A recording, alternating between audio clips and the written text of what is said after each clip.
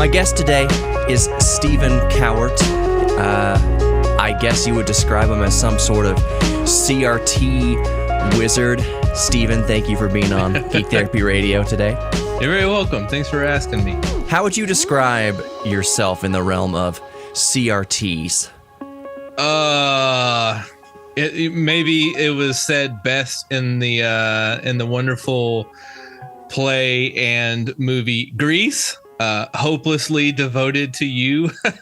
That probably sums up my relationship with CRTs. How many CRTs would you think you have around your house right now? You know, I anticipated that question, so I went and counted them.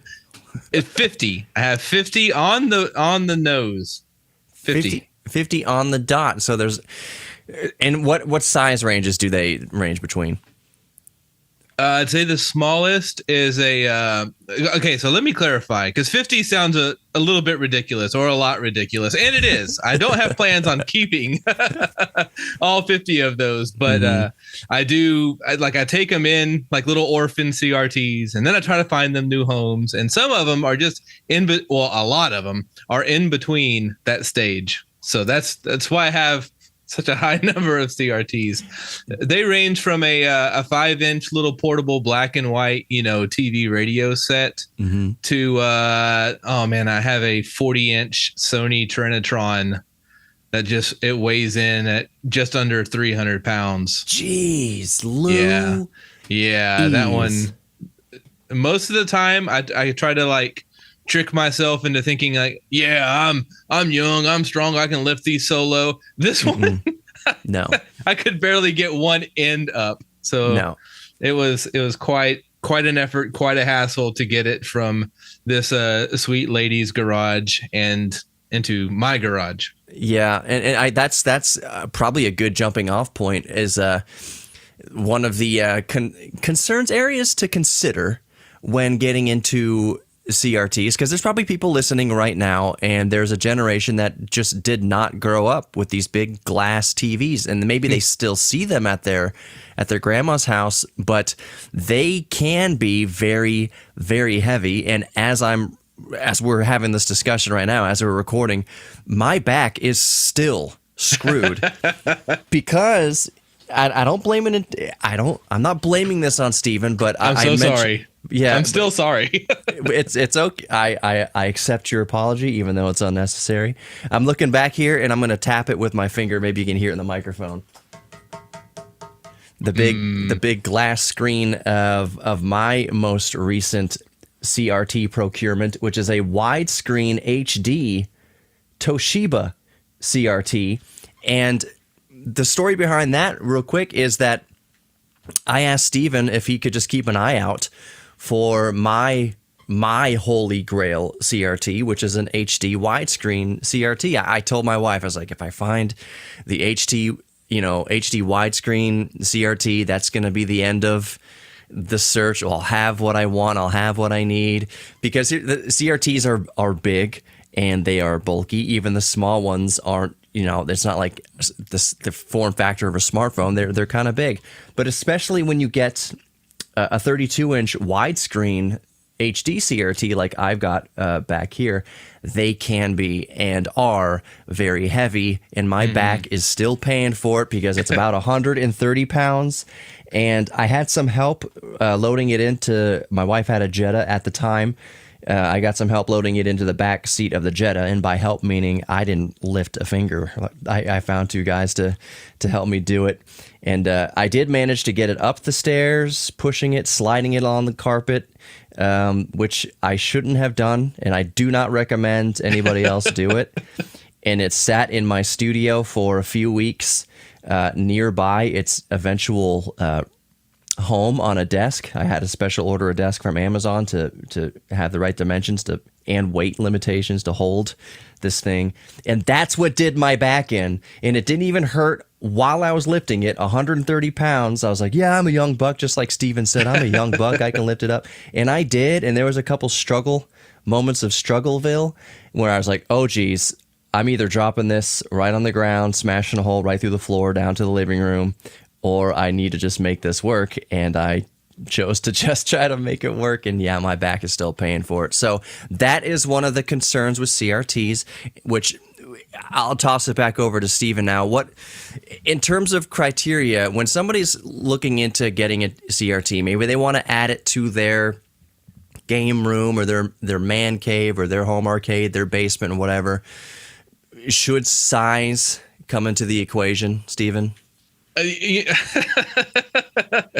I feel like I should say like size doesn't matter, but no, size definitely matters.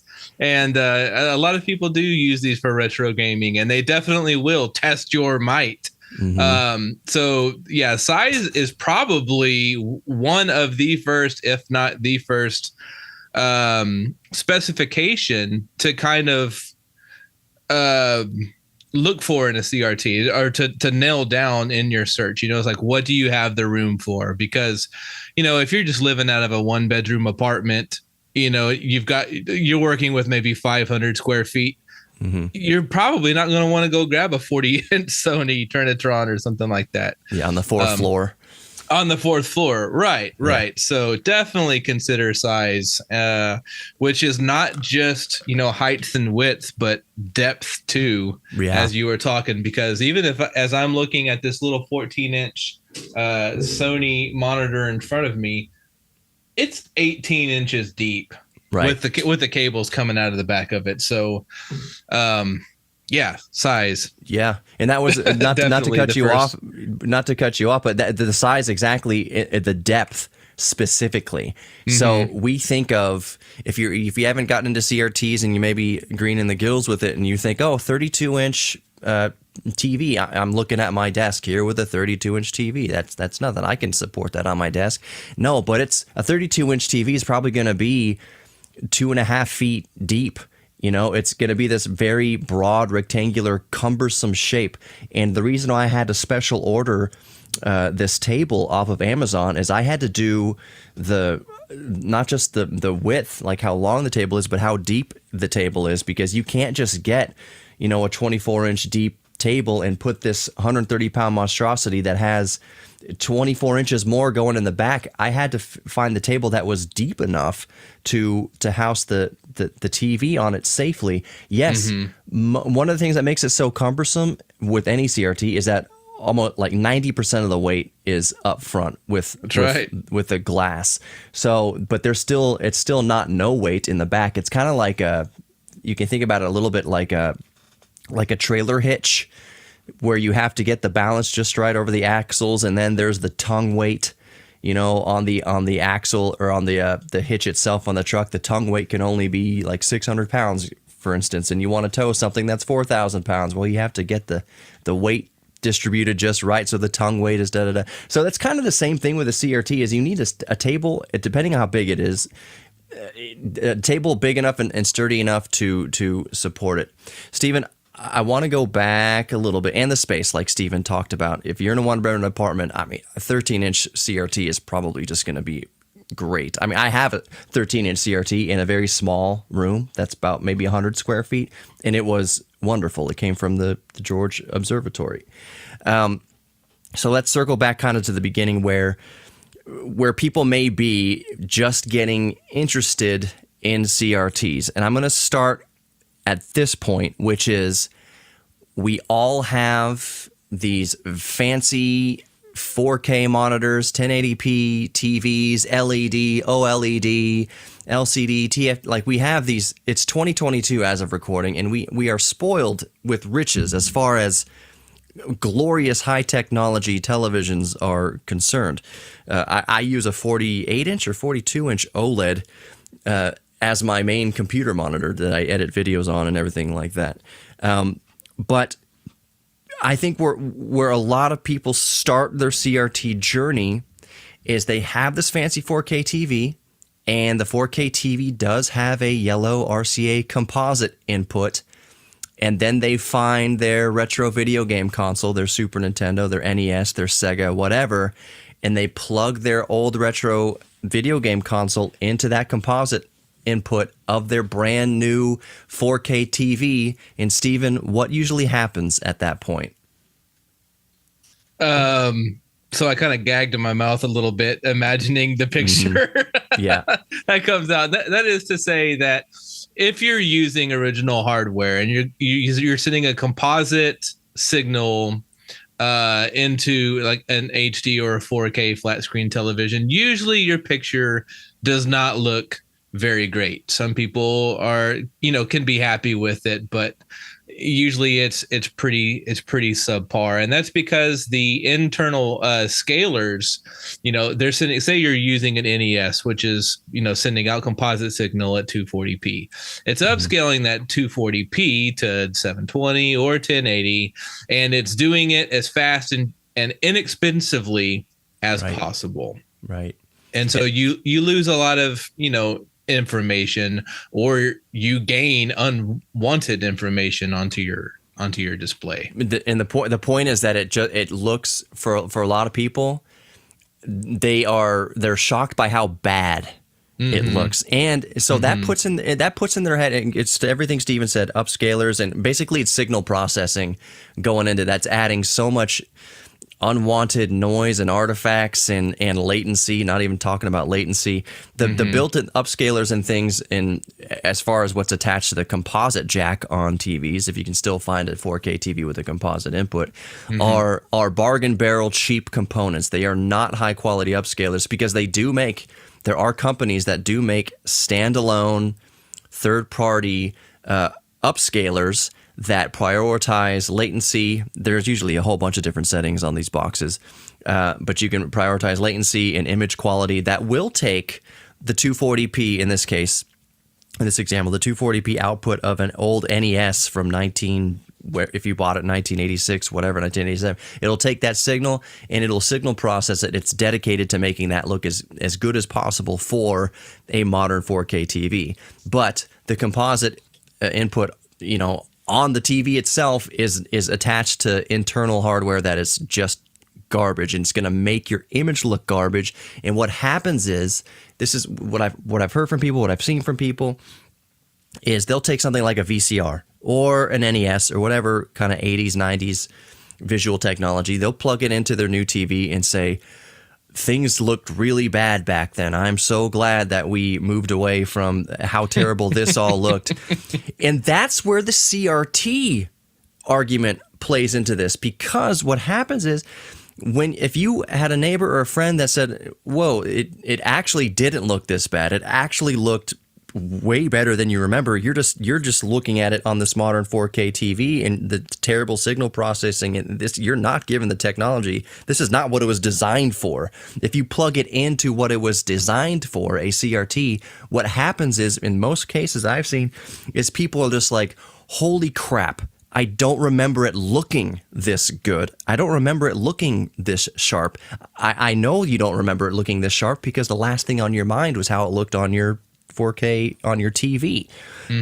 So at that point, that's when you get bit by this bug, and it's like, well, where can I even find a CRT? So Steven, can you kind of speak to the image quality differences between plugging your NES, in this case, to a 4K TV, or plugging your NES to a CRT that it was designed for? What is the difference in image quality?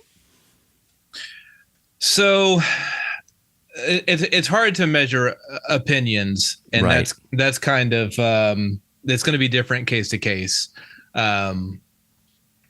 So for older generations, or the people that grew up with a CRT, for them, there might not be anything like it.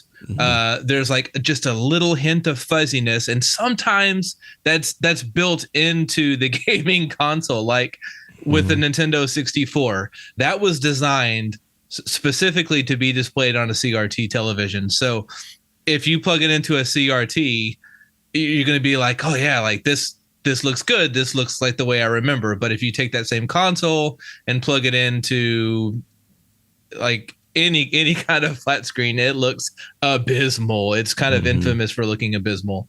Right. So there's issues of sentimentality, of just trying to chase memories of, when you were in the living room with your Atari 2600 or at grandma's house with a Nintendo 64 or something like that. There's a fondness that you're just trying to get back to that kind of display, and or maybe you just need that high pitched whine that CRTs give off. Maybe you just need to hear that 16K. Yeah. Yep. Or just kind of the way it glows in front of you in like a dark room, and it doesn't have this cold blue light behind it. It's just It's very natural and it's brilliant, and like the cover of Poltergeist or something, like it lights up the room. Yeah, and there's something kind of magical about that. Right. A lot of it's nostalgia. Let's not beat around the bush. A lot of it is nostalgia. Yeah, right. Right. There's perfectly fine and capable ways of playing these consoles on modern displays, and it can look phenomenal. Yeah. So with a lot of people, it's nostalgia. With other people, it's just kind of the niche of this like ancient technology, because a lot of younger people are getting into CRTs and gaming on CRTs, and that's fascinating, and it just means that this technology is going to have a lot longer lifespan, and that's exciting to me. Right. And not to get off track too much, but if you wanted to play, let's use N64 for example. You want to play GoldenEye, whatever. Arguably, and I don't want to get too in the weeds with this. You can use what they're called emulators.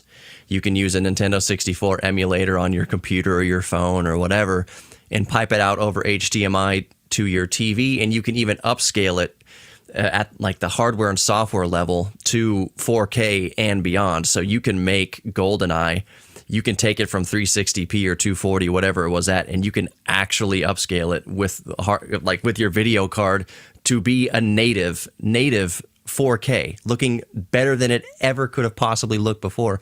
But that's using emulation on your phone or on your computer or what have you.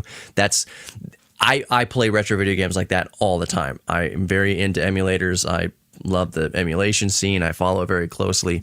But for the authentic real deal, the nostalgia, you need a CRT. You need to hook up an NES to a CRT. Or in my case, here's kind of a little side tip before we move on. I think one of the best retro emulation consoles, if you want to go the emulation route, one of the best retro emulation consoles is the Nintendo Wii.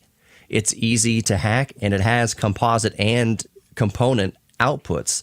So you can put all your NES games that you legally own, let me just say that right now, that you legally own, all the gray area. You can put all your NES games, Super NES, Sega, all that kind of 16-bit era, 8-bit era stuff onto your Wii, and then you're still piping it out to your TV, to your CRT with a component input or a composite input. So you have all your games in one place going out to a real CRT.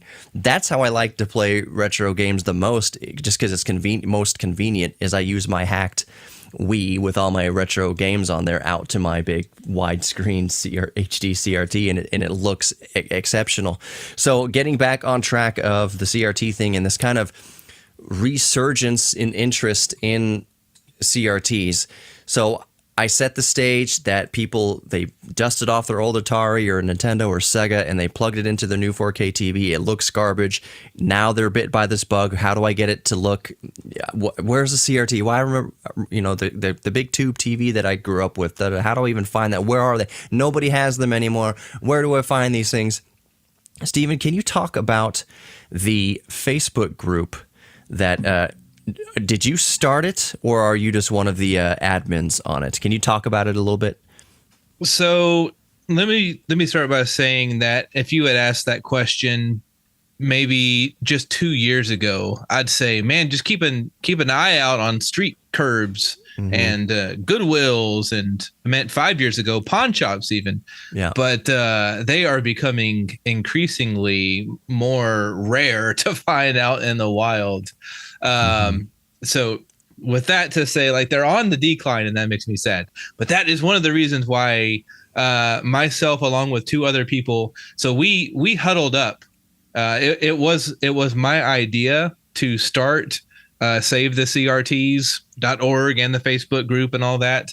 But I knew it was kind of too big of an idea for one person. I would go crazy trying to handle all the information, all the opportunities, the people connections and all that. So I lucked out and I made friends with two great guys, and together we form kind of like, I guess, a core leadership team, and we have offsetting strengths and weaknesses, and it's fantastic. And the Facebook group is very active, and we're saving sets all the time. Twitter presence is doing real good. We just got up to like 1,100 followers, which I'm excited about. I'm happy. Awesome. I'm happy about that. Yeah. SaveTheCRTs.org. And of course, I will link it in the podcast description. But I am, I say obviously I'm a member of SaveTheCRTs.org. And it's just fun. It's a really easy, if you're on Facebook or Twitter, do you have an Instagram? What all the socials are you on? So we don't have an Instagram, and that's just kind of low manpower. None of us really want to operate an Instagram, but we do have a Twitter account, and that's just, somewhere between 0 to 2 posts a day saying like, here's a free TV in Montana. Here's one in Rhode Island. Here's one in California. Right. And so it's all over the map. And just staying tuned to that, you'll get to witness CRTs being rescued, which is awesome, and exactly makes you feel good. But you also get to see, if you're in the market for one, you can see where one is available near you. And a lot of the time, for us to list them, they are going to be either free or very, very cheap. Yeah. Because one of our hopes, one of our goals and dreams is to kind of combat the rising prices of CRTs. A lot of people, will find one on the roadside, plug it in. Hey, it works. And all of a sudden it's a retro gaming machine for $300. You can get this, 27-inch Magnavox with RF only. And it's like, come on, man. Yeah. Let's make them more accessible. Right. Which is honorable and wonderful. And I applaud y'all for that, because for instance, I think it was just today, and I follow Save the CRTs on Facebook because I love seeing the feed and seeing a lonely CRT sitting there and knowing that someone's picked it up. And then I like seeing people who have gotten the CRT and they post it like, here, I picked this one up, or their car is loaded down with CRTs, and I'm like, oh, their poor spouse. Anyways, yeah. So I like seeing the CRTs come by. Hey, this is available in Columbus, Michigan, or Ohio. Here's one in Austin, Texas. Here's one in New York. All over the country.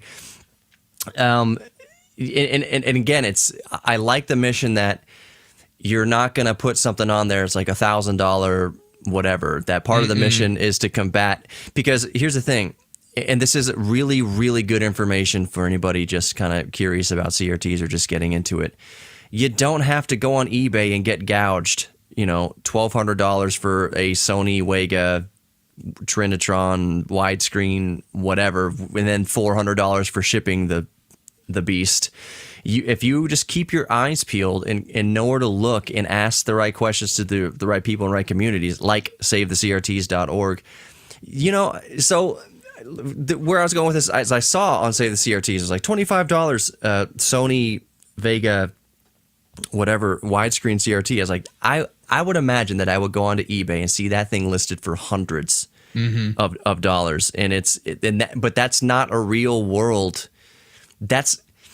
It seems like, I know they are rare, and there are these kind of holy grails as far as TVs and PWMs and PVMs, which we'll talk about in a second, but don't go onto eBay and see this $600 or more, Sony CRT and then get discouraged. Oh my goodness, getting a CRT, getting back into that is going to be hundreds of dollars. It's going to be this hobby that's just going to chew up all the time and money in the world. I can't afford it. I can't shell over $500+ for a CRT. That's ridiculous. I guess I'll never get a CRT then.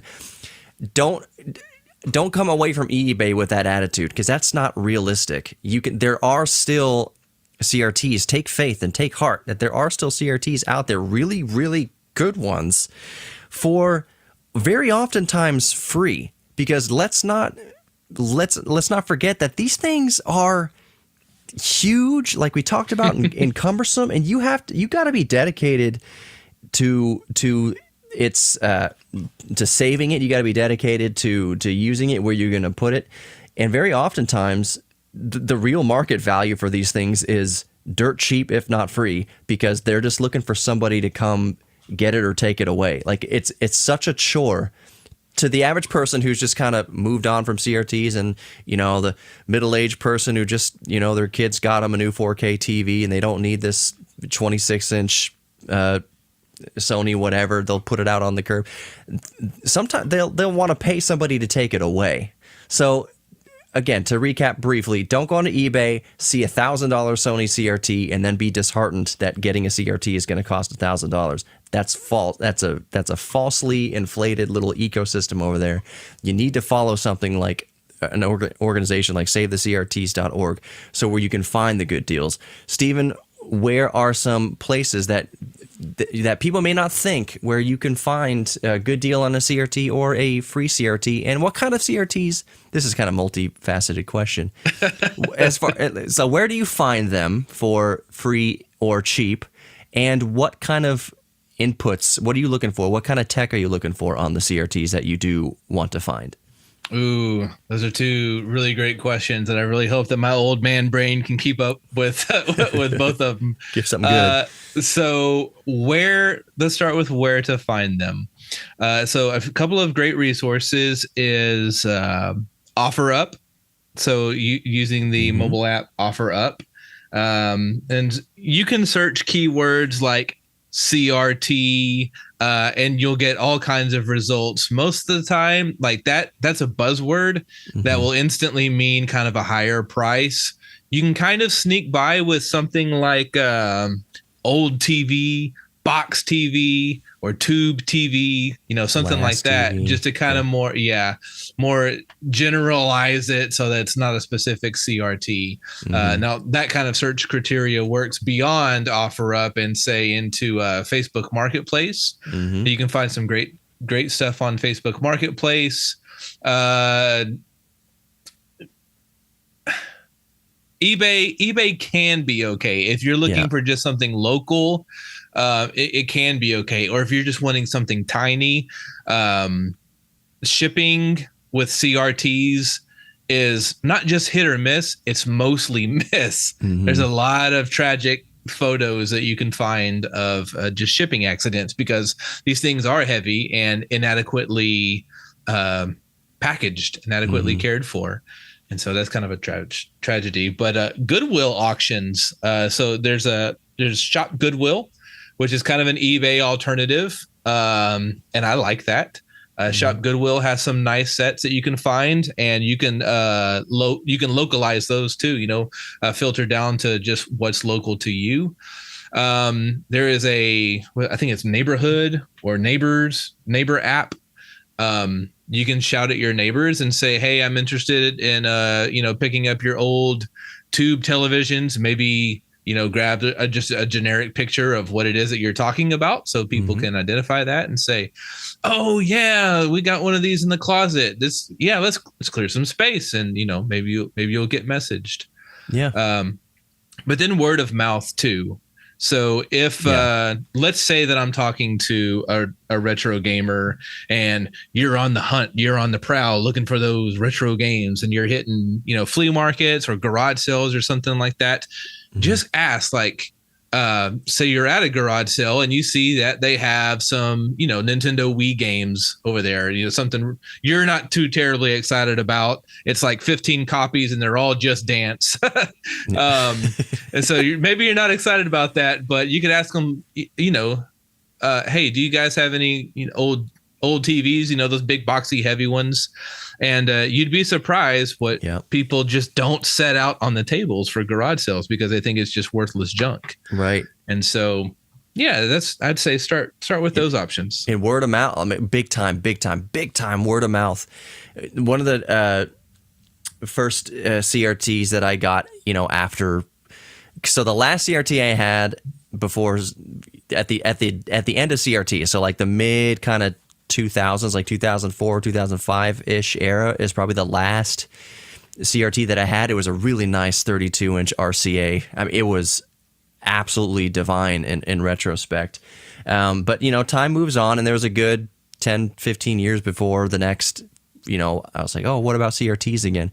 And the way I found it, I was building an arcade machine that's behind me right now, this old Konami cabinet. And I was like, you know what? I really want a glass screen in there just the way it was in the arcade. I don't want to just kind of bolt a widescreen LCD computer monitor in there. It's like, if I can get away authentically, like something with Thank you for not doing that. Right. And right now, that's the way it's set up. It was right now I do have a big... Let the record show I've retracted my statement. Well, so at one point, it's still set up for that. I still have the straps and everything inside the cabinet for when I do find a perfectly sized CRT to go in there. Because, well, not to get too sidetracked, but there are people that manufacture, high definition arcade cabinet CRTs. Oh, yeah. And the thing about arcade cabinet CRTs, and again, I don't want to get sidetracked, is the aspect ratios of arcade games are all over the place. So there is no like one perfect video solution to put into an arcade cabinet. And I should restate this to clarify. This is basically a glorified emulation PC. Up in my arcade machine, the brains of it is a mini ITX motherboard and a graphics card, and I basically run emulators to run, MAME and Nintendo and all that kind of stuff. But all those games, if you have a MAME cabinet, MAME cabinet, multiple arcade machine emulation is what the software, that acronym stands for. If you're playing like a top-down shooter, like oh gosh, off the top of my head, like Ajax or something like that, where it's scrolling down vertically, and your plane or your helicopter is moving around the screen, shooting at all the different fighter planes and things like that. That aspect ratio is a very odd kind of top-down, long vertical aspect ratio versus switching over to a game like Donkey Kong is going to be much more square. And then there's other games that are a little bit more widescreen. So when you choose a monitor to put into an arcade cabinet like I did, it kind of has to be something that will facilitate multiple different aspect ratios and things like that. And whatever. What's in there right now is a good 25-inch widescreen thing that I need to replace, and I will put a CRT in there eventually. Arcade-specific CRTs can be very, very expensive. They're kind of like naked tubes. They don't have housing and stuff around them. They're just kind of in some scaffolding that you can then bolt into whatever arcade cabinet you want. But getting back to what I was talking about, the first CRT that I got after becoming re-interested in CRTs, it was a Sylvania, I think is the brand. But, really long-winded roundabout way of saying this, I just put out the word of mouth. I literally just went onto Facebook, not any group, not nothing, just my personal Facebook page, and I said, does anybody have an old TV, an old tube TV? And like 10 people came out of the woodwork. Yeah, I've got, one in my closet, please. And they were just like begging, like, please come take it away. Please come take, like, once you put the word of mouth out, people will come at you like, oh my gosh, I've been trying to get rid of this thing for 5 years and I can't find anybody. It's just sitting there in the garage. I don't move it. It's such a cumbersome thing. Please, I'll give you $10 to come take it away. So word of mouth is an awesome way to get it, a really, really great way, oftentimes the easiest, because you'll find a family member or a friend, or a family member or friend who knows another family member or friend that has a CRT, so that's a really good way to do it. I made a video recently saying the easiest, cheapest way to get CRTs, depending on where you live and whatever, is to go onto Google Maps and type in electronics recycling or electronics recycler, and very often you'll find that they have a bunch of CRTs. Think about like old buildings or old businesses kind of thing. And an example that's coming to my mind is like churches. Like, okay, there's a church that's been in your community for forever, and churches always have old stuff. So maybe just write them an email or knock on the door. You guys got any like old TVs laying around in storage? And they'll be like, oh, thank God. Yes, please take this. This thing weighs 200 pounds. It used to be our whatever that we did on for lock-ins or youth camps or whatever, please take it away. So word of mouth, thinking outside the box a little bit with kind of older establishments like that might have some in the back, like maybe bars and stuff might. That's a bad example. Bars may not. Stephen, let's get back to, because I've been talking a lot. What are some of the inputs that people should, like, what's a good, well-rounded, like, free or cheap CRT? What kind of inputs will those have on there? Okay, so probably let's take them on a scale of kind of like 1 to 5, starting with 1 being the lowest. So, probably for retro gaming, and I assume that this is for like an aspiring retro gamer, where picture quality kind of matters more. Right. The least desirable input would be just an RF connection. So that just looks like there's a little screw post sticking out of the back of your CRT. And it's where you would take kind of a tube with a little needle sticking out in the middle of it and screw that into the back of that little post. It's like a coax. People have cable modems. Yeah. It's just the cable. Cable modem. Okay. Right. So people still use cable modem. I really appreciate the descriptive. I was like, I don't think a coax connection is actually that out of date yet that we need to describe it like we're on some archaeological dig. It's like people still use coax. So yeah, the basic coax RF. So, but we can say that back in the day that was used for like a RF, I believe stands for radio frequency. Yeah, that's all there was. Or regulated, what was it? Anyway, you would hook an actual metal antenna apparatus device into that input of your TV, and the way I'll let Stephen describe it, the old video game technology used a form of RF connection. But anyways, go on, Stephen. So, yeah, I mean, I grew up with some consoles from the late 70s. Like my dad and my older brother had some consoles before me, like Magnavox Odyssey, the Atari 2600, a C64, and believe it or not, the Mattel Aquarius. And so the first TV that we had didn't even have a coaxial connection. There was a big old knob for UHF and VHF, and you could select between the two. So it had 2 little screw terminal posts. Yeah. And then you would put in like a 75 ohm little adapter, which would allow you to input that coax RF connection. And so and unless you're going to modify your console, a lot of those consoles from that era, they're RF only. And so that's usually not the most desirable, but it can still be very useful. And that's why we still, aim to save TVs that are RF only, even though there is a substantial number of people out there that are like, this TV only has RF input, so it's worthless. Like, why would you save that? Yeah.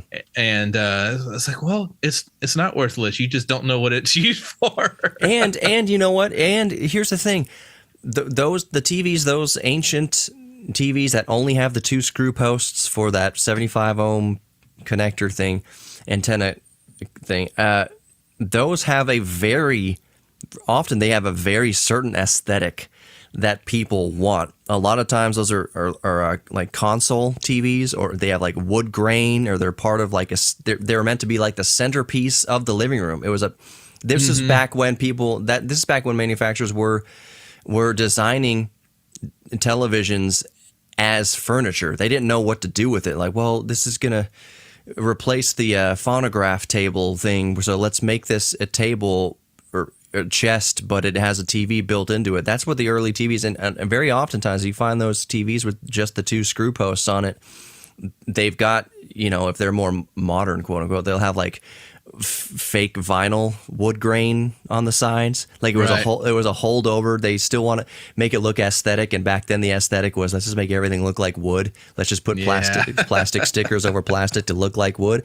But that's a very specific design choice, and there are people, you said, there are more people definitely thinking those TVs are actually junk. Like there's no use for them. There's not really much way to plug much of anything into them. But there's also a niche within that niche that are like, that's exactly what I want.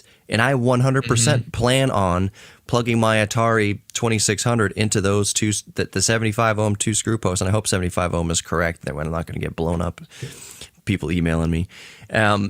But they want that. They want that aesthetic, and they're just going to hook. They have an old 2600 or a Nintendo that they're just going to screw into those 2 posts. They want that kind of grainy retro picture that comes from screwing into the RF ports. Like they want that specifically, and they want that design specifically. So don't discredit the 2-post TVs or the ones that just have a coax. There's use cases for them, and there are people that will probably want the aesthetic that comes along with that old type of connection. But anyways, absolutely. Yeah. Like one of my favorite kind of mini game of saving the CRTs is when people go find old, pictures, photographs of whenever they were kids, like someone maybe in their late 30s to mid 50s. They go find a picture of when they were a kid and they were like sitting on dad's lap,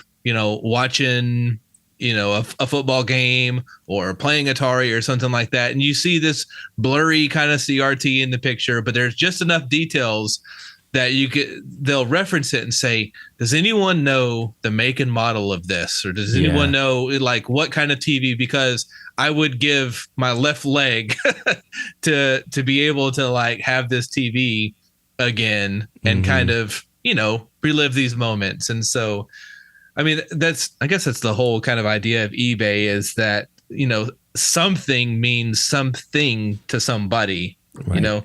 And I just can't agree with saying that RF only TVs are worthless. Right. And to your point real quick, I love that about because I've done that many times where I'll be looking through old family stuff or I'll see an old TV show or something like that and be like, I had that TV, pause it or whatever, and go back and I see, especially with old family footage, oh, I forgot about that thing. I'll try to zoom in. What was that? What was the model number for TVs and like toys and things like that? But like TVs also or camcorders, like what was that? What was that? Because I do want to go onto eBay or something, or just start Google searching the model number and see if I can find it. So it's kind of, Stephen and I both work at the museum, Houston Museum of Natural Science, and one of the there's an app that comes up from time to time called iNaturalist. And it's where you can take a picture of a bug or a plant, and then the community of botanists and biologists were like, oh, that's this, version of stink bug, or that's this version of this plant or whatever. I wish there was something, maybe there is, that you could take a picture with your phone, and it's kind of like the iNaturalist app, but for geeks. It's like, what is this technology? What was the model number of this thing? What's the history of this thing? And then you could have a bunch of us fellow geeks coming out of the woodwork. Oh, that was a Sanyo 24 dash da da da da da. Yeah, man, so you are foreshadowing the hopes and dreams of SaveTheCRTs.org. Like we're right now, like we're connecting people because that's what we're able to do. But what we would like to become is kind of a definitive resource of all things CRT. So like a picture catalog of different models throughout different years, their corresponding service manual or just, beginner's guide, whatever kind of paperwork that they came with, keeping like troubleshooting records of individual makes and models, RGB mods to all these different models. So that I hope we can grow into that one of these days. Yeah. Well, we'll try to keep growing, Save These CRTs, so that can be possible. Stephen, we'll circle back around to that. Other connections, like what are some common good connections that people should look for in the back of their TV? Now, I know, and I'll preface this by saying this, I don't think everybody should be looking for a HDMI input in the back of a CRT. Yes, they are out there. Yes, my widescreen has it. You'll find those kind of in the turn of the 2000s TVs when HD, back when like CRT was trying to keep pace, like plasma TVs came out in 1080 and widescreen, and CRTs are like just trying to hold on to to offer like cheaper options to get into high definition television. So you have CRTs like mine in the back that for a couple years had the HDMI input on the back. That's not what you're going to find most of the time. The other kind of inputs that are more catered to like broadcast usage and monitoring, which what BNC connectors and things like that. But like, what's a good, well-rounded connection set on the back of a decent CRT? So the input that most folks are probably familiar with is the RCA composite signal, and that's those red, white, and yellow cables. So red, white, and your two your left and right audio channels, and then every piece of data about your video signal, its brightness, the red, the green, the blue values, chroma. The sync of that is all squished into luminance. It's all squished into that yellow cable. So that red, white, and yellow composite signal is kind of it's a good baseline, and I would say it's decent. It's better than RF. Yeah, it's decent, but the more modern that you get with video game consoles, the less happy you're going to be with just that red, white, and yellow composite signal. Yeah, a PS3 going out composite, you're not going to be able to look. You're not be able to read any of the text coming up. No. And I mean, there's but an NES is going to look excellent. Yeah, an NES will look great, and really, we're kind of maybe answering this question backwards. Or if someone was looking like or thinking to themselves, what input should I get? It's kind of determined by your hardware. So like, what do you have, or what are you wanting to plug into? Because, just different gaming consoles or different video hardware have different limitations. And so if you're only wanting to play, regular Nintendo, well, standard composite red, white, and yellow would be perfect. But okay, so let's jump up to the next input signal, which would be S-video. Yeah. And it's basically they've separated that yellow cable. They've separated the luminance that you referred to earlier, the brightness of the image. They've taken that out, and now it has its own channel, its own independent wire going through that cable. And so the less data that's traveling down, one piece of copper is going to make for a cleaner signal. Right. Because when you have all those values run together like you do with the yellow composite, information gets lost and it just kind of blend it all in together. So S-video, you could think about it like a single lane highway versus a 4-lane highway. You get all the cars carrying different data in it, squeezed into one lane. That's a great analogy. That's your composite input, and S-video input kind of separates it out to 2 or 3 lanes. So that's great. Right. Well said. Yeah. Thank you. You're welcome. But yeah, S-video. If you had the capability to check this, and you had a console that could do both, like I know the 3DO. I'm getting really niche right here, but the 3DO has my love language. Yeah, my FC10. It has the component output. It didn't use any sort of proprietary output. It was just you had a red, yellow, and black output on the 3DO, and then you get a red, yellow, and black cable, and you go red, yellow, and black to your TV. So you have the composite and then the 2 audio channels. Looks great that way. But it also had S-video out. And if there's a way for you to A and B between composite and S-video, there is very oftentimes a noticeable difference between composite and S-video. S-video usually almost always looks. It never looks worse. At worst, the S-video looks exactly like composite, but at best, it's slightly sharper and looks a little bit better, a little bit more vibrant. So if you have a hardware that outputs S-video, why not? And that's what you're trying to use. Try to look for a TV with S-video. But don't be too heartbroken if you can only use composite. Composite for retro stuff is perfectly usable, and oftentimes I'm always surprised when I plug in composite. I'm like, oh, that actually it always looks better than I remember. And that might just be because you're playing on a CRT. Exactly. You're just excited to be doing that. But the S video, the S video does look better. The only thing with S video is you're still going to need the audio output of the two, RCA red and yellow jacks. But usually those two are next to the S video input. So what's a step up from S video? So around the same time that we had the red, white, and yellow composite signals and S video, the good folks over at Europe had this amazing port that I don't want to just skip over. We don't spend a lot of time there, but it's called SCART, SCART. And well, you were talking about highways earlier. This was like a 16-lane highway. Yep. That was like, I welcome all of the information, bring it to me. And so, you could get this amazing clear, because red had its dedicated channel and blue and green. They just had their own highways and it was just so happy. And so, so there is SCART, although the trade-off is their games ran slower than ours did just because of the refresh rates. Yeah. Right. 50 versus 60.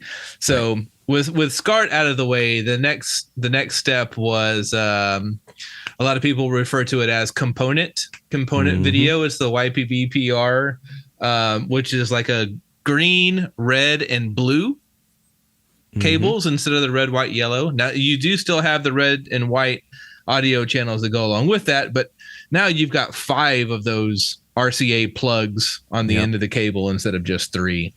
And that separates the signal even more. So now you've got 3 lanes instead of the 2 with S video. And I could look it up right in front of me on the Googler.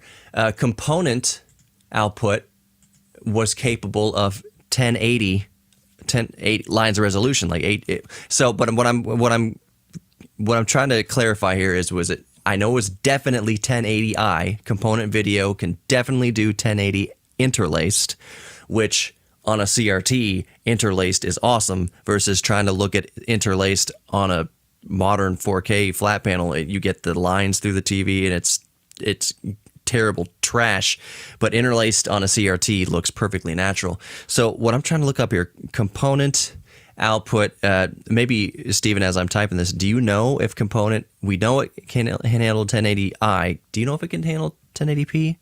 I believe it can. I believe it does do 1080p. Mm-hmm. Yeah, that's coming up here on the Google. Component cables are capable of carrying a full bandwidth 1080p signal. So that's cool. And so that's a good kind of not too much of a tangent to get onto with component. For me, like what my holy grail TV didn't have to have HDMI. It didn't have to have DVI, which is the same exact signal as HDMI's video signal. It didn't have to have any of those kind of more modern connections. Like my holy grail TV just had to have component. That was like the top input that I ever wanted on a CRT was component. And the fact that the CRT that I have right here next to me, the widescreen, has HDMI is cool. I need to kind of ask around about this or research this a little more. Somebody listening might be asking, all right, your CRT has an HDMI input. Why wouldn't you prefer to use the HDMI input on the CRT? And my thinking and rationale is this, and maybe it's wrong. Maybe somebody can email me or whatever, hit me up on Twitter, Geek Therapy Radio or something like that and clarify this. But the reason why, even though my CRT has an HDMI input, HDMI is a digital signal that needs to be encoded and decoded at kind of both ends of the hardware chain. So you would need like the PlayStation 3 sending out the encoded HDMI signal, and then it would need to go into this TV here and be decoded once again into an analog signal that to be displayed on the TV. And anytime you're introducing encoding and decoding, I would think that you are introducing at least some level of latency that isn't there when you're going from analog to analog. So for me, the reason why my Holy Grail TV, I wanted component, is that I want that analog 1080p signal with zero latency, which is important for games like esport titles, CS:GO and Rocket League and all those frame perfect games that people play. I would prefer the highest resolution analog signal possible going out to a CRT. Just like with the other monitor I have here, which we haven't touched on, my computer monitor, my VGA computer monitor over here uses the VGA connector. That's an analog signal source that can go up to 1080p as well. So I think, don't quote me on this, but I think VGA is similar to component, not identical. I don't think you can, or maybe you can do a breakout of like a VGA connector and make a component. Don't quote me on that. That's a question for the 8-bit guy. But yeah, so my Holy Grail TV only needed to have up into component. So Steven, now that I've talked a while again, let's talk about, so we've talked about inputs, which is a good segue to something I mentioned earlier, PWMs and PVMs. What are those? Why are they such a hot topic among CRT enthusiasts? And are they would you recommend those to people trying to casually get into CRTs? If someone is looking to casually get into CRTs, and they were looking at a PVM or a BVM, I would say that's kind of the Cadillac, or maybe the modern equivalent is like the Tesla of CRT technology, used by broadcast stations or, film production studios to kind of see their film in the most optical way, and accurate. The most accurate way possible. Yeah. So you're talking about more lines per inch on those TVs. They just have more information on the screen that they're able to display. And they have typically most of the PVMs and BVMs have dedicated RGB and sync inputs. So it has taken, that condensed highway and spread it out so that you get all this nice, crisp, clear information.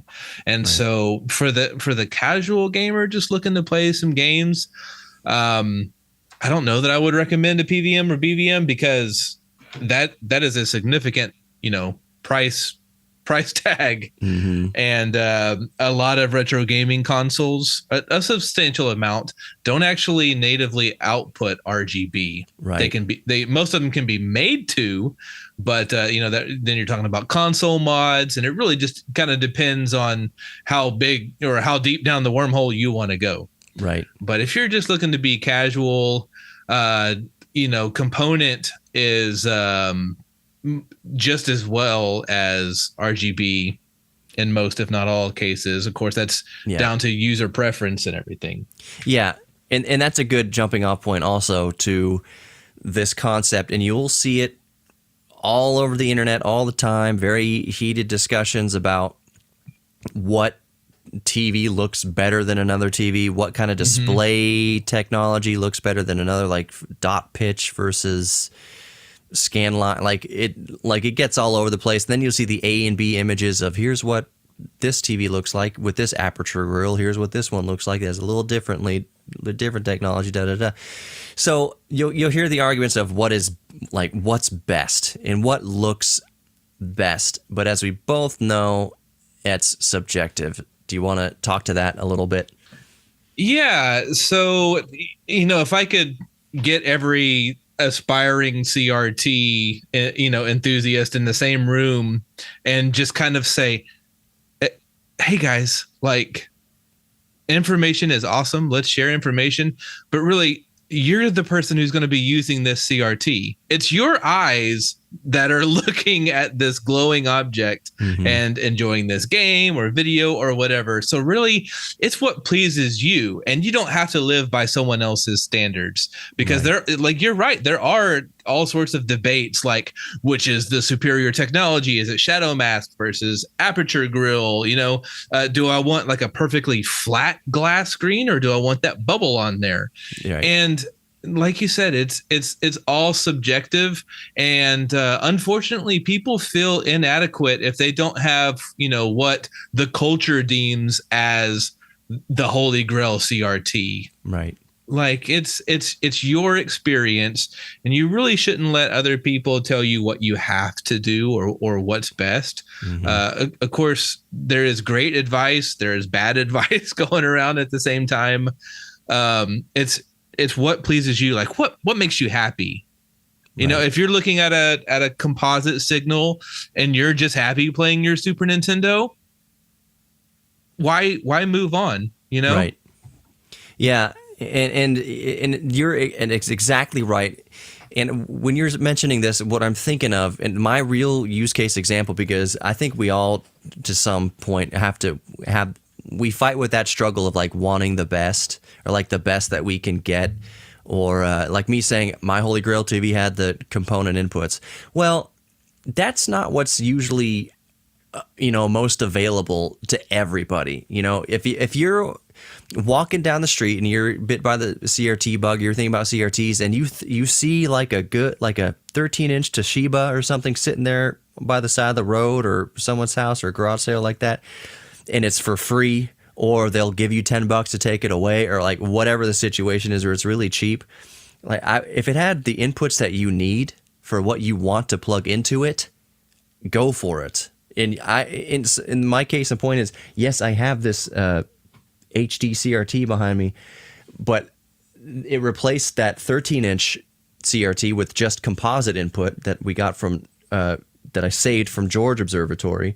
That 13-inch, me plugging in the Wii, just a composite output of the Wii going into that 13-inch composite input of the 13-inch TV, looked exceptional, and I wouldn't have complained about it at all. And that's coming from the frame of mind. It was like, well, I really wish this had component input. Well, I wish it at least had S-video input.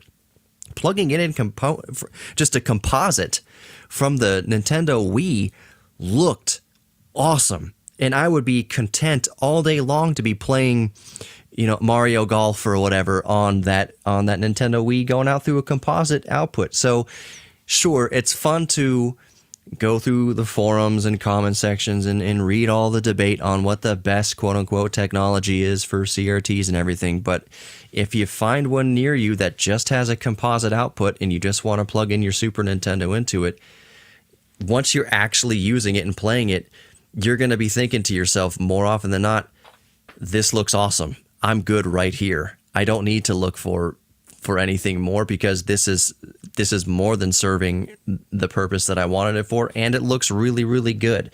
So it's one of those things where grass is always greener on the other side, and wanting what your friend want, or whatever somebody has has better inputs.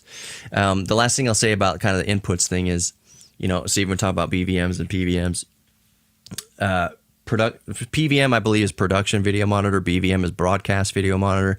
Mm-hmm. They both do the same thing, and that is for when people are doing the color grading and editing and things like that for those broadcasts, which back then were going out to other CRTs over the antenna to CRTs. It was like a baseline accurate monitor to look at to do all your color work and everything before sending it out for broadcast or to post-production or whatever.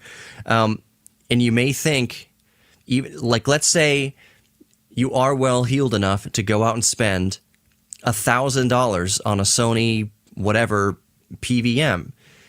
Well, you're going to be hard-pressed to hook stuff up to it now. What's even talking about those RGB connections and SCART and all that kind of stuff, and BNC connectors and all these things that these PVMs have.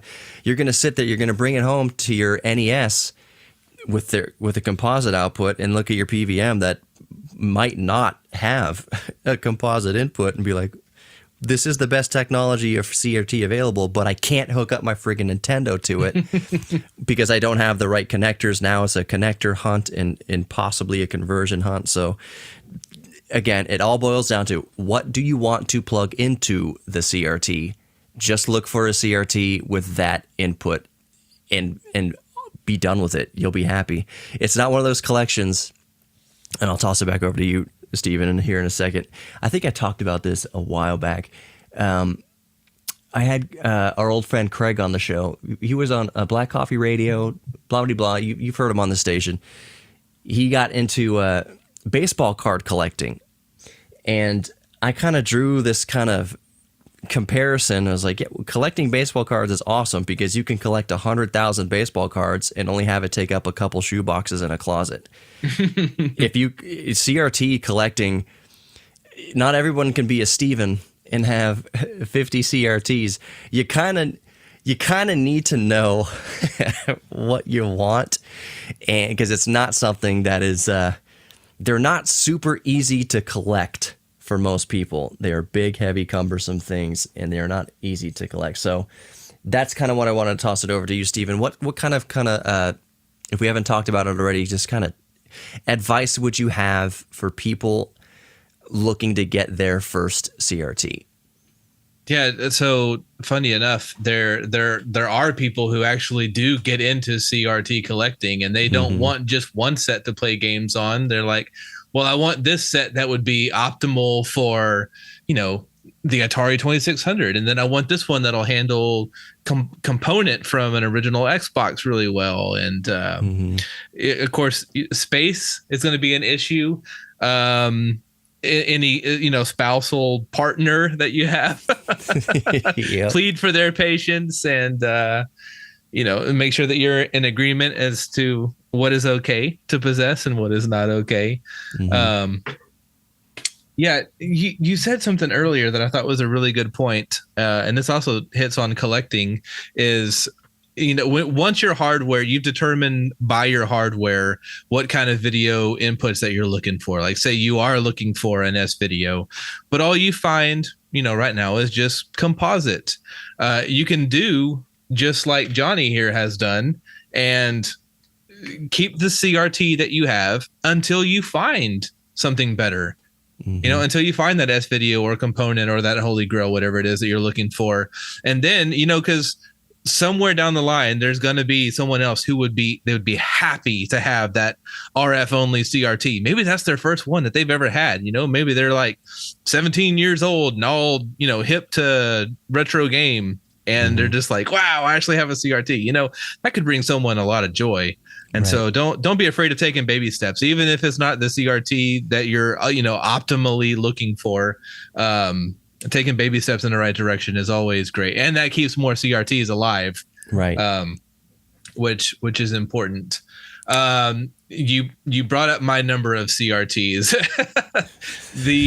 There's a couple of things going for me for that number. And my house is not gigantic. It's 1,300 square feet. It's not a massive house. And there's a substantial number of people living here, but this house was furnished with a 20 by 30 foot metal building in the back. And I've built some custom shelves that hold the CRTs.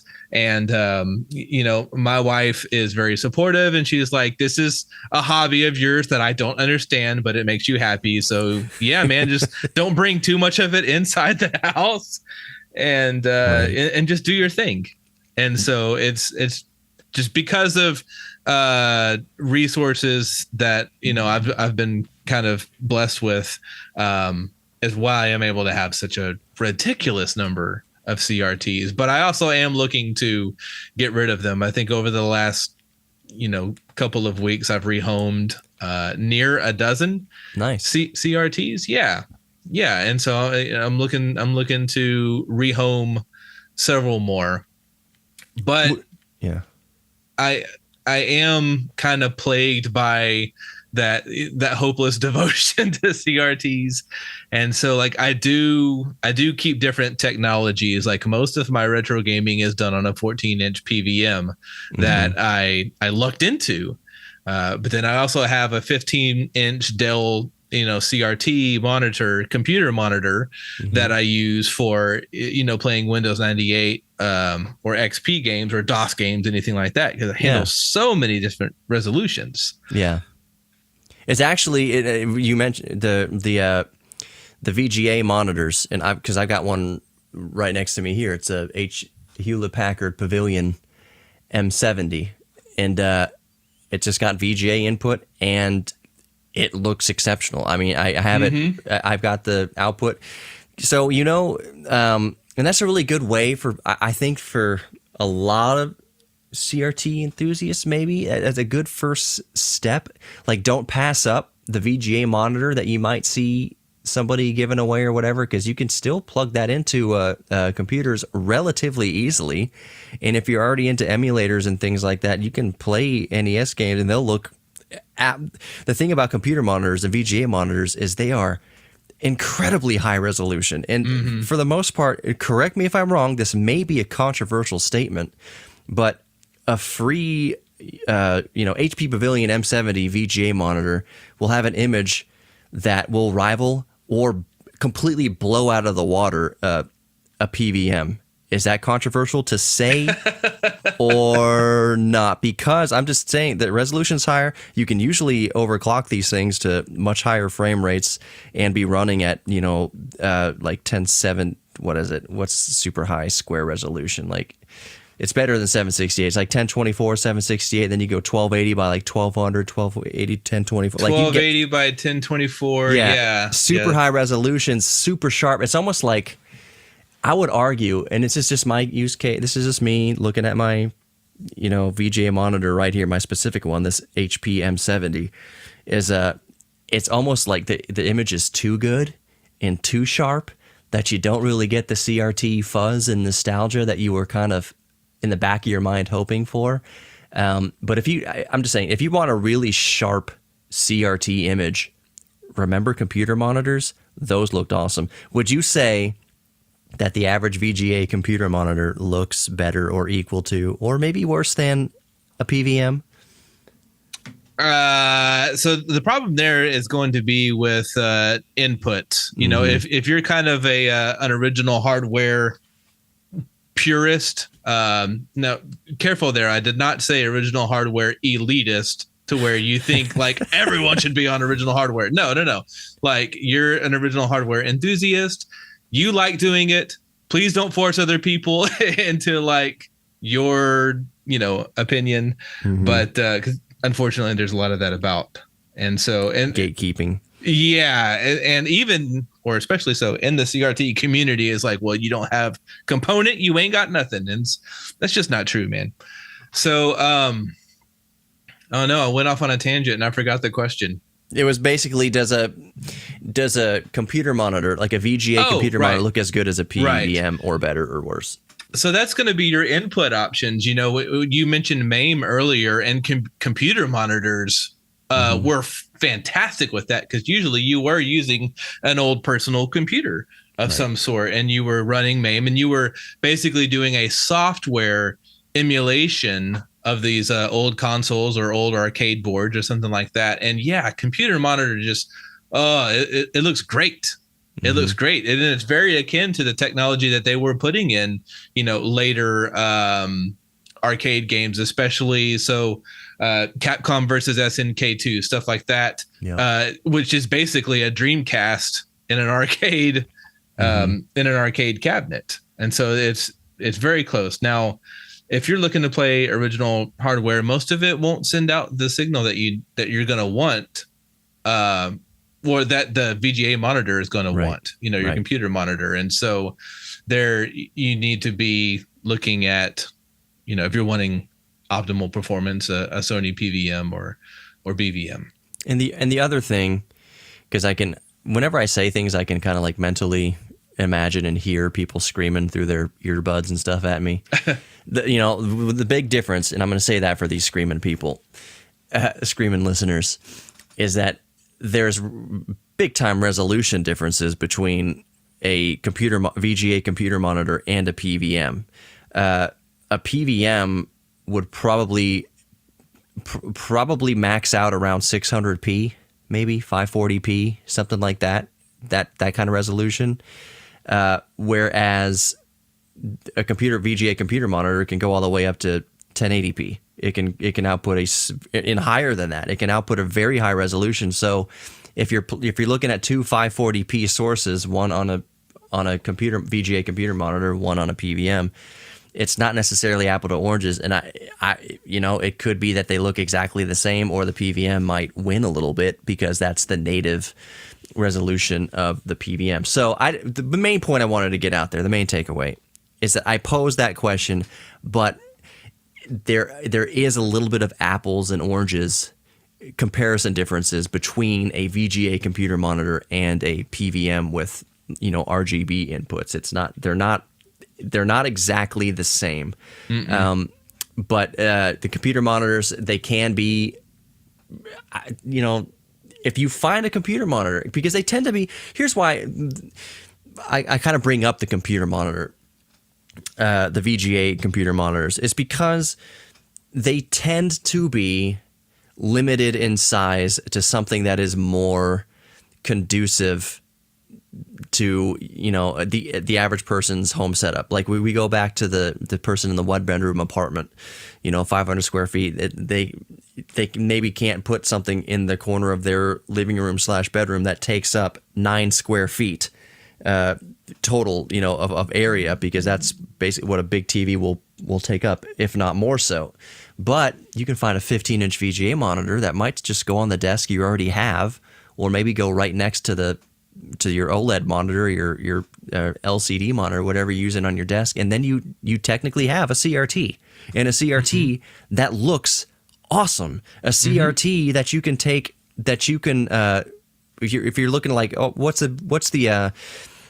if you're looking for like the competitive edge in CS:GO, let's use a CS:GO player or Fortnite or something like that, and they'd be like, well, I've heard CRTs have the lowest latency and all that stuff, so you can way more easily, if you're into computer games, esports and things, you can get a VGA computer monitor and easily put your Rocket League on there at 1280 by 1024 or 600 by 800 or whatever, and get the full effect of that very low latency, low input lag experience that a CRT can offer. And it's a much smaller form factor that's not going to take up 9 or 10 square feet of your apartment or living room or whatever. And your spouse isn't going to have a problem with it. And it's easier on your back. You can move it around, take it in and out of the closet as you need to. So I'm just saying, don't overlook, people listening, thinking about CRTs, don't overlook the VGA. If all you're wanting to plug into it is your emulation computer, for instance, VGA, it's very tough. If all you're going to do is be emulating on a computer, like if this is your use case, you're going to be running MAME, or you're going to be just using your computer or laptop to run your NES emulators and your Sega emulators and whatever. A VGA computer monitor is way easier to output to from a modern emulation computer than getting all sorts of converters and signal converters and scalers to go from your laptop out to your composite input TV. So don't overlook the VGA. There's a lot of pros for going for a VGA. The last thing I'll say, I promise, about that is that these USB Type-C or Thunderbolt or USB 4. We're not going to get into that quagmire of naming USB protocols and things. But the hubs, like the 13-in-1 Type-C hub, 10-in-1 Type-C hub that has like card readers and USB ports and LAN connections and everything like that, a lot of them, if not most of them, still have a VGA output on there. So that's a really easy way. If you're looking around your modern laptop from 2022, where's the VGA output on this? Obviously, there isn't one. Well, going over Type-C, you can get a VGA signal and just plug your VGA right into that 10-in-1 dongle. That's what I have right now. I'm going to tap my VGA. Well, it won't reach, but here's my VGA connector over here. I've got my 13-in-1 hub, and right next to the RJ45 Ethernet connection is the VGA connector, still on a device from 2022, a USB Type-C hub. And the reason why that VGA still exists is, believe it or not, there are still a lot of conference rooms and board meeting rooms that still have projectors and things that use VGA inputs for given like PowerPoint presentations and things like that. So that's why VGA still exists in 2022. So don't overlook a VGA a CRT monitor if all you're wanting to do is tinker around with like emulating stuff or watching YouTube on a VGA. Steven? Sounds like we should be on the lookout for save the VGAs. Yeah. And once in a while, new groups coming out from Johnny Hamburger. Yeah, but you do on Save the CRTs. I do see VGA monitors coming for every like 100. Oh yeah, for every 100 CRT posts, I see like a VGA monitor post, and VGA monitors are that's a word of mouth thing. You could just ask if anyone has an old VGA monitor, and ask your parents if you're a younger gamer or a younger CRT enthusiast or you want to get into it. Just ask your parents. They might know somebody who has a VGA monitor. They for free, for the low price of free, or maybe tops like $10, you're not going to beat the picture quality of a VGA monitor, from 2007 or whatever. Like the bang for the buck as far as clean, crisp CRT image, it's hard to beat with a free VGA monitor. So yeah, I'm just saying, don't forget about the VGAs. I don't know if I'm going to start an org. No, I'm just commenting on your passion. But I'm so excited. Like, I mean, if you find a VGA on the side of the road, make sure do the smoke test maybe outside in your driveway with an extension cord. But on a dry day, on a dry day, yes, use a broomstick to click it on. Steven, do you repair CRTs? I'm journeying into learning. So I've owned arcade machines since I was in high school. My first one was a Street Fighter that I drove up from Waco to just north of Dallas to pick up, and I was so happy. And since then, I gathered a few others, and so I've done arcade. I started off with arcade monitor repair, and I've dabbled a little bit with CRTs. I'm not scared of them, but I don't exactly know what I'm doing. Like at a component level, until you understand exactly kind of what component is doing or what each section is built to do, you'll have your sound amplifying section, your vertical deflection. And I just don't understand yet quite how all that works together, but I am learning. And there's kind of a void out there of opportunities to learn from. So because this is dated technology, that information is going with the previous generation. So all those, TV home repairs, no one repairs TVs anymore. No, they're so cheap, like you can get a big 50-inch TV for $300-$400 now. Exactly. And so instead of paying $200 to have someone fix it, well, you'll just go get another one. Right. That didn't used to be the case. And there were people that were, very fluent with these machines and knew them inside and out. And I'm not talking, just about vacuum tube days when everything was solid state. Right. But, even in the 80s and the 90s, but it's kind of a lost art. And I'm trying to reach back and see what kind of information I can get. There are people who still do it, and I'm subscribed to most of those channels. You mentioned the 8-bit guy; he tinkers quite a bit. Adrian's Digital Basement is one I frequent. Shango, I think is 066. He's on YouTube, and he mostly works on older sets and sometimes radios, but I learn a lot from watching him. Mike's Amateur Arcade Monitor Repair. He does almost a video a week, and you can learn a lot just from watching that. So that's a long way to say kind of, sort of. I kind of, sort of repair them. Right. And I mean, I need help. Yeah. And you can have a basic kind of, a basic understanding of like, if something doesn't work, you might know kind of what the culprit may be. Right. Now I'm going to mention real quick that CRT repair can be deadly. And that's one of like the biggest takeaways of learning to do it right, like Steven is on this journey to do. You don't want to just be opening up a CRT and start shoving a screwdriver around. There's a way to discharge the the tube and all that kind of stuff safely and effectively. Because I'm a extreme layperson with all this, but very basically how it works is a TV's taking the input voltage, which usually in the United States is going to be between 100 and 120 volts. There are some like 12 volt, mobile TVs and things like that. But either way, it's taking the input voltage, they call it 120 volts, and then it's upping it to tens of thousands of volts through a high voltage amplifier, basically, to make the TV work. So even if the TV is off, you shouldn't just open up the TV and start poking around, because there are tens of thousands of volts still held in the capacitors and such inside the high voltage portion of the TV, of the components of the TV. So that's something to bear in mind with if you have a TV that doesn't work. If you find a CRT and it for some reason doesn't work, it's not as easy as, let's just open this up and look for the blown capacitor. Yeah, it could be that easy, but if you don't know what you're doing, if you've never done it before, you can die. And I don't mean to oversell that, but it's a very real risk that you can electrocute yourself to death if you don't know what to do. If you know what you're doing inside a CRT, and like Steven said, it's a lost art.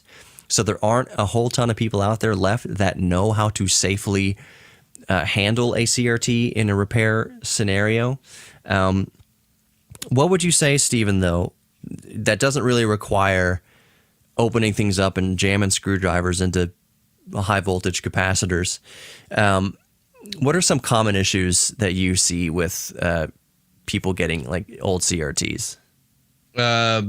First off, I would like to +1 your caution. It's very warranted, and you're not over exaggerating. I mean, it can at least make you question your life choices with the amount of pain that you're feeling, but it could also be fatal. Yeah. It really can. Mm-hmm. And so you want to do some research about the dangers of CRTs before you just open it up and get to tinkering.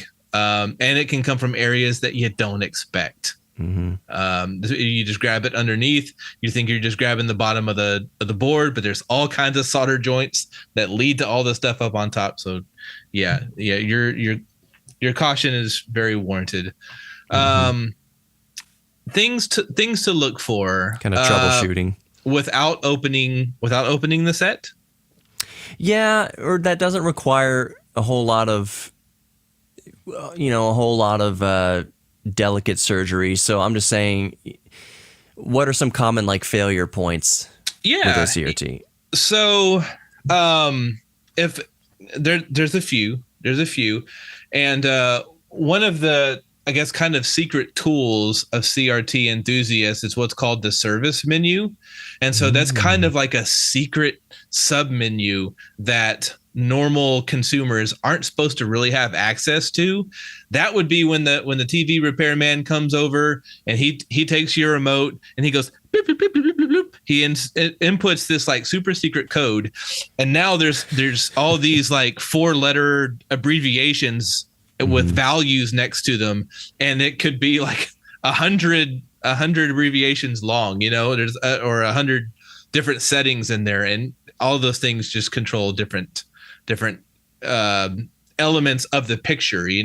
Right. How strong is your blue? How strong is the darkness of your blue or the lightness of your blue, or that top left corner? Is it sagging a little bit? Well, we can raise it up with some pin cushioning. So the service menu is a great way to kind of adjust your picture quality if it's not up to snuff. If you've got one side of your CRT is kind of sagging, you can compensate sort of mostly with the service menu. Mm-hmm. And so that's one thing to keep in mind.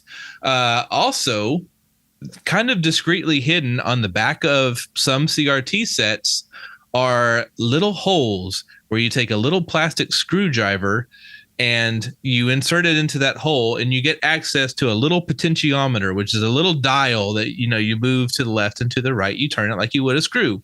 Mm-hmm. And those can control maybe the focus of your television. And so if your TV is a little bit blurry, you have a focus pot short for potentiometer, back there that you can adjust and kind of dial in until, it looks better. So you can just put a mirror in the front of the CRT, and then you just kind of, move your head to the side of that big old beast and kind of look at what you're doing while you're doing it and get it where you want to.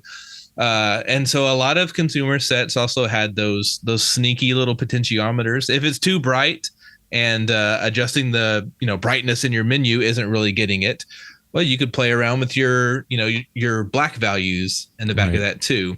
But that's all assuming that you at least have some sort of picture, some sort of image going on. There's basic troubleshooting steps that would be good. Like, say your Nintendo is really fuzzy. Why am I getting all this fuzz on my Nintendo? Well, it might also just not be your CRT. If you have a VCR or anything else that you could run through those same exact inputs, you could determine, is this clear or is this also fuzzy? Right. And so you could rule out, some other piece of hardware. And if it is still fuzzy, it could be that connection. You got to understand that these input connectors are, 20, 30, 40 years old at this point. And they could be getting some dust, debris, even some, surface rust and like that. Mm-hmm. So there's products like Deoxit that will remove oxidization, and you can kind of polish it up and really get some cleaner inputs that way. Yeah. That's a few. That's all really excellent advice. What if somebody, and it might kind of sound silly, I don't know. Do you have a specific problem that you're wanting to have? No, well, my buddy has a CRT that does this. I will bring this up, and I think this is kind of where we've been talking for a while, man. We just go all day with this.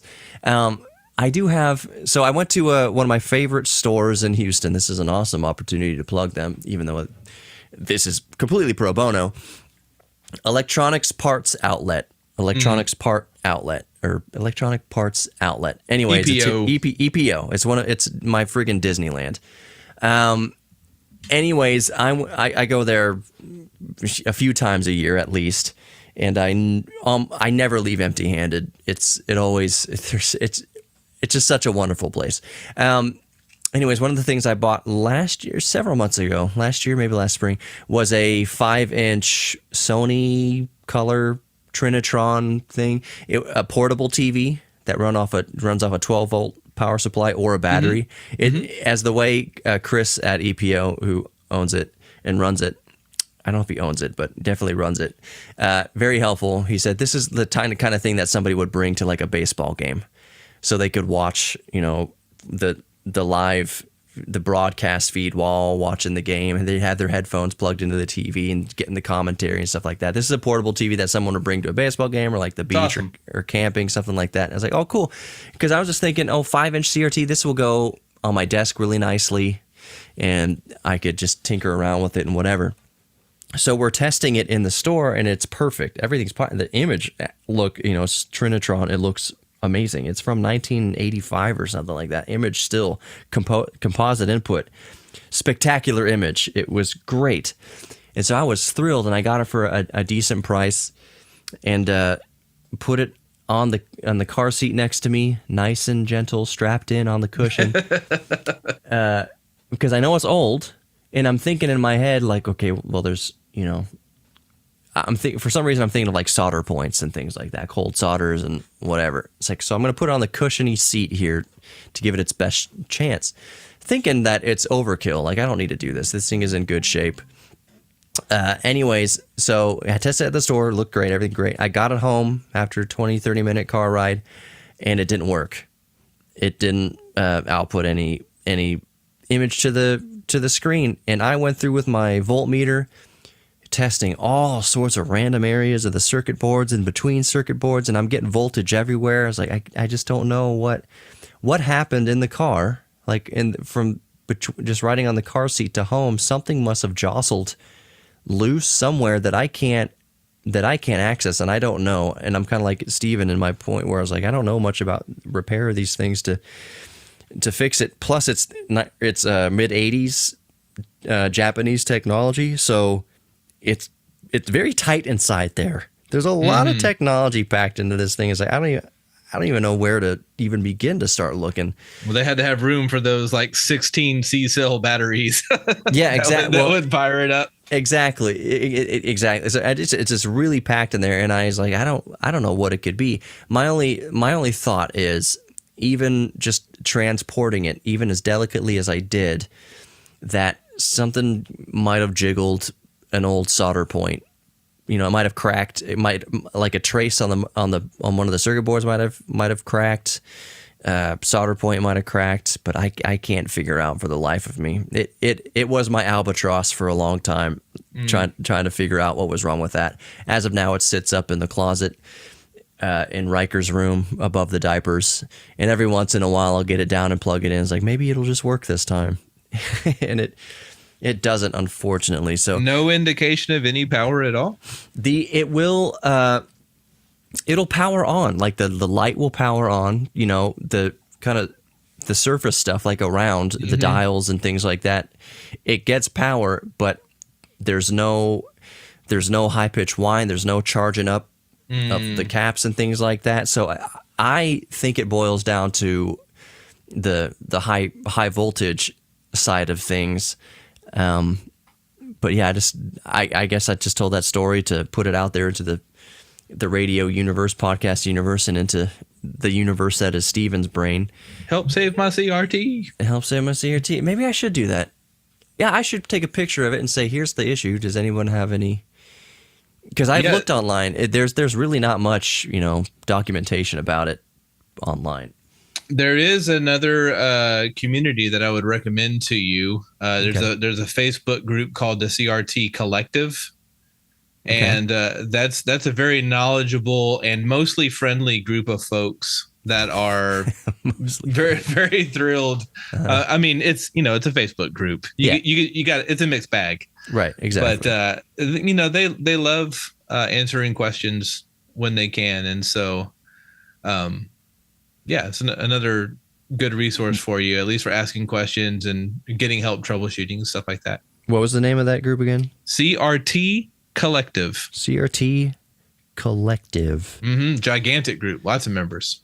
Awesome. I will look into that because it's such a cool little device. I mean, the picture looked great. Yeah, I was bummed when I got it home and it didn't work, but it's still like a cool conversation piece. So what is this thing? Well, I hope you have a follow-up podcast that I get to listen to and you're like, yeah, my TV's running again. Yeah, where I fixed it up.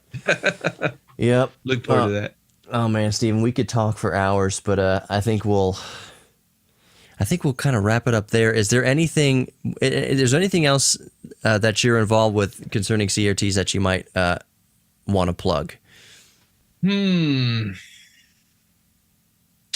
No, not really. I mean, with CRTs, my kind of main and only focus is just keeping them alive, and save the CRTs is the way that we're doing that. And really, there's no assistance that people can lend that would be, too small, because everyone's just kind of doing their part individually to keep the sets alive. And save the CRTs right now, all we're doing is talking to one another, just making national contacts, so that if your grandma up in Kentucky is getting rid of a set, well, you can talk to people who are in Kentucky and say, hey, does anyone want this? Right.